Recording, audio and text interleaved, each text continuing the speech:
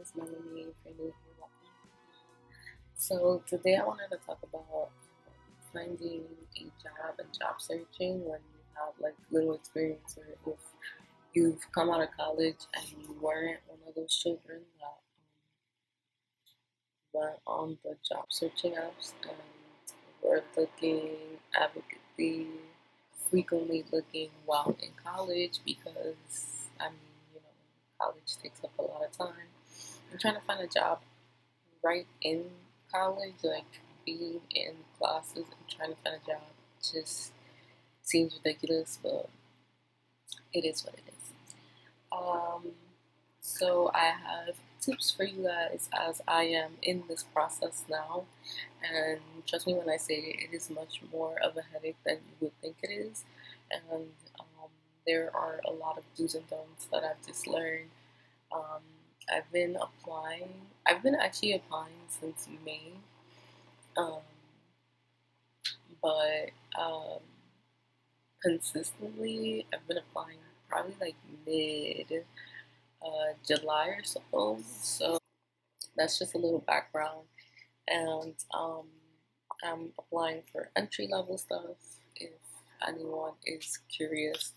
Um, if you have very little experience or no experience, definitely applying to entry level stuff would be ideal because it'll be easier for you to get a job.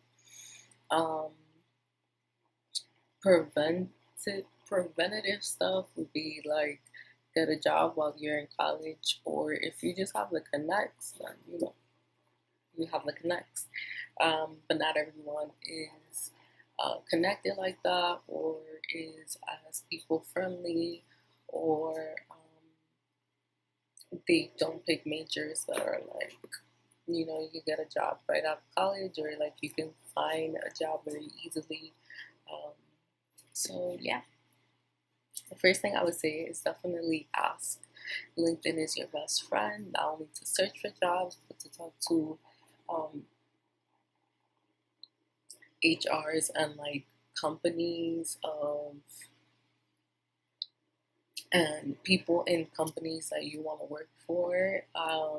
Getting that inside scoop basically helps you out a lot because let's say you do get an interview, you're more likely to get the position because you know about the company, you ask the right questions to the right people, etc., etc. The second thing is that you definitely want to figure out who are the best people to talk to. Definitely, you want to look at like talent acquisitions, HR. If you're real ballsy and you can hit up the CEO. You can hit up the person that you would be working under. Those are just great recommendations overall because the likelihood of you getting a response is way more than you not even asking. Also, ask families, friends, teachers, anyone you can think of if they know of any job opportunities that you're open for. Looking for a job, it is, or it can be a lengthy process, especially if you have certain requirements from the job. So, yeah. Also, what they don't teach you in college is that benefits are crucial. Like, the quicker you can get a 401k and healthcare and all of that, the better. And if your job provides it, yay. Um, I will definitely say that I'm the person like constantly looking at the package. Of course, you don't want to be extremely picky about what the package has, but you always want to make sure that there's like the key things like health insurance. If you need vision insurance, then vision, um, dental, if that's a necessity for you, and 401k or an IRA or any of that stuff. And if you don't know what the heck any of that means, definitely Google that stuff. It's essential for you. It's basically most of the time money that you put away. It's like a savings, you don't touch it. 401k, they match you for a certain amount of dollars, and it goes towards your retirement. Um, and yeah, it's essential. The second thing is applying. You want to be applying basically every day. If you're getting really, really tired, you can take a day off, but the more that you apply, the more likely that you are to get an interview. I usually apply for 2 to 3 jobs every day. I don't try to max that out unless I find like a good amount of applications. The only thing I would say is that you want to make sure that what you're applying for is like specified to your resume and your cover letter, and I'll go more into detail about that. So when you're refining your cover letter and your resume, you really want to use keywords. So a lot of the time they'll say things like cross-functional or like teamwork, execute abilities, detail-oriented, organized, all that kind of stuff. Um, and really just make sure that those kinds of words are in your resume, in your cover letter, because a lot of the time when you're sending out applications online, the application is looking for those words in your resume and your cover letter so that it can pick it out from like all the applications that are being sent. So definitely do that. I also would say that each um, job description is going to be different. So you can either do one or two things. You can continuously refine your resume, have multiple resumes um, that have like similar keywords and stuff like that, skills mostly. Or you can find jobs that have the keywords that you have in your resume. Both of these are time consuming, but like both of them are they benefit you at the end of the day. So definitely try to always make sure to have keywords and skills in your resume. It is tedious, it is annoying, but you need money. So with that, making a cover letter is essential.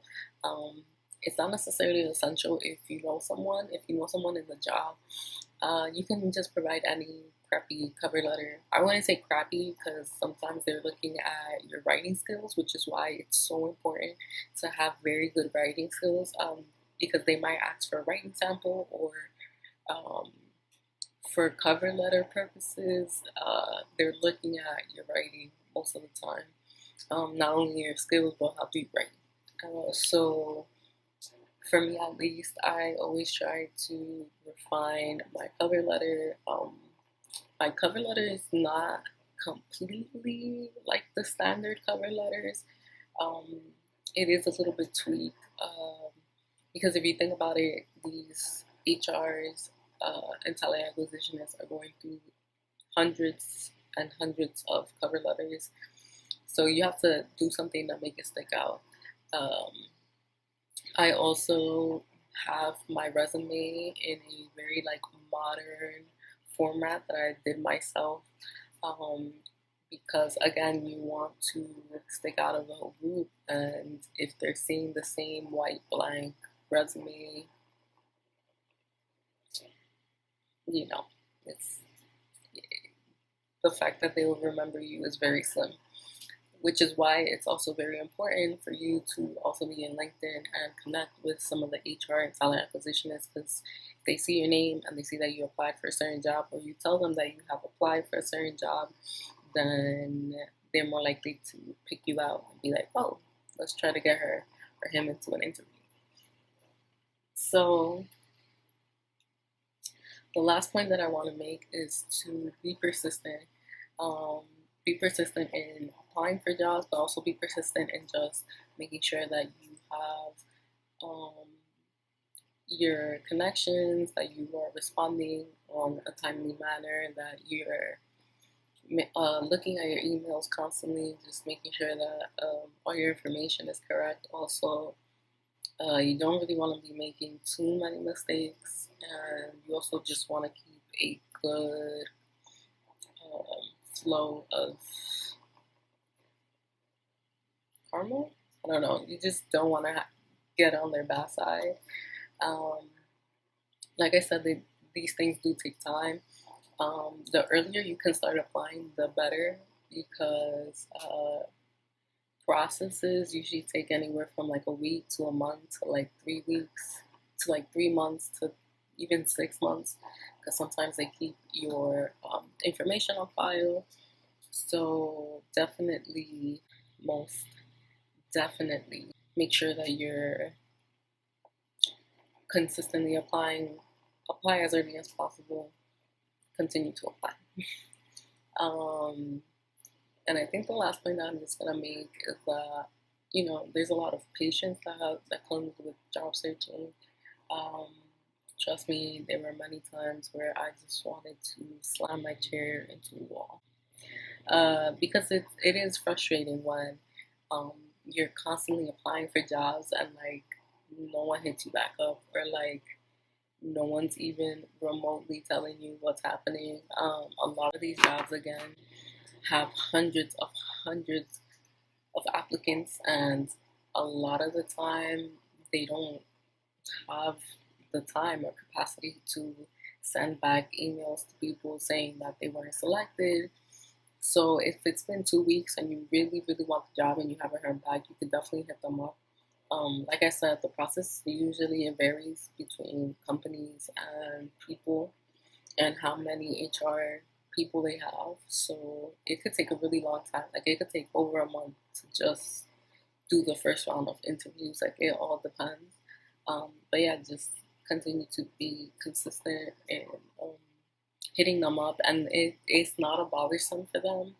I think they just shows your initiative. It shows that you really want the job, and it's not just like you're not just applying to apply. Um, but yeah, I hope you guys enjoyed this little segment. Let me know if you guys have any questions, or if you want me to show you guys how I did my template. My template's pretty straightforward. I kind of just looked at a bunch of like modern templates online and then just made my own. It did take me a while, and yeah, I hope you guys enjoyed, and I'll see you in the next